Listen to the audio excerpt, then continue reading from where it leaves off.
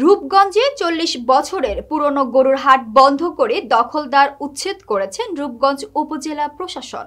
এ সময় পাশে থাকা ৬০টি বালির গদির বিপুল পরিমাণ বালির স্তূপ মাত্র ১.৫ লাখ টাকায় ভ্রাম্যমাণ আদালতের মাধ্যমে নিলামে বিক্রি করে দেন। ডেস্ক রিপোর্টে দেখুন বিস্তারিত।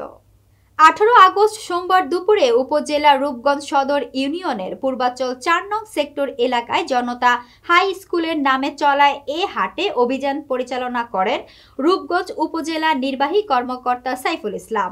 এ সময় উপস্থিত ছিলেন রূপগঞ্জ জেলা সহকারী কমিশনার ও পূর্বাচল রাজস্ব সার্কেল তাজবির হোসেন, রূপগঞ্জ থানা ভারপ্রাপ্ত কর্মকর্তা ওসি তরিকুল ইসলাম সহ প্রশাসনের কর্মকর্তারা। অভিযান শেষে রূপগঞ্জ উপজেলা নির্বাহী কর্মকর্তা সাইফুল ইসলাম সাংবাদিকদের বলেন, যুগ যুগ ধরে কোনো ইজারা না দিয়ে একটি স্কুলের নামে গরুর হাট চলে আসছে। সপ্তাহে সোমবার হওয়া এ হাটটি রাজুকের জমি দখল করে হয়ে আসছে, তা বন্ধ করে হাটের সরঞ্জাম জব্দ করেছি। পাশাপাশি বেশ কয়েকটি অবৈধ বালির গদির ব্যবসায়ীদের না পেয়ে ভ্রাম্যমাণ আদালত বসিয়ে নিলামে ১,৫০,০০০ টাকা স্তূপগুলোতে থাকা বালি বিক্রি করা হয়েছে। এই অভিযান অব্যাহত থাকবে। হাটটি মূলত অবৈধ একটি গরুর হাট।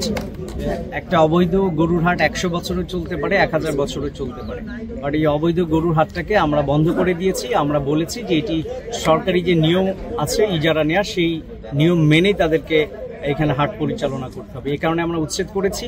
আর এখানে দেখেছেন যে অবৈধ অনেকগুলো বালুর স্তূপ রয়েছে। এখানে মূলত কিছু বালু ব্যবসায়ী বালু ব্যবসা করছেন, কিন্তু সরকার থেকে যে অনুমোদন নেওয়ার প্রয়োজন সেটি তারা নেননি।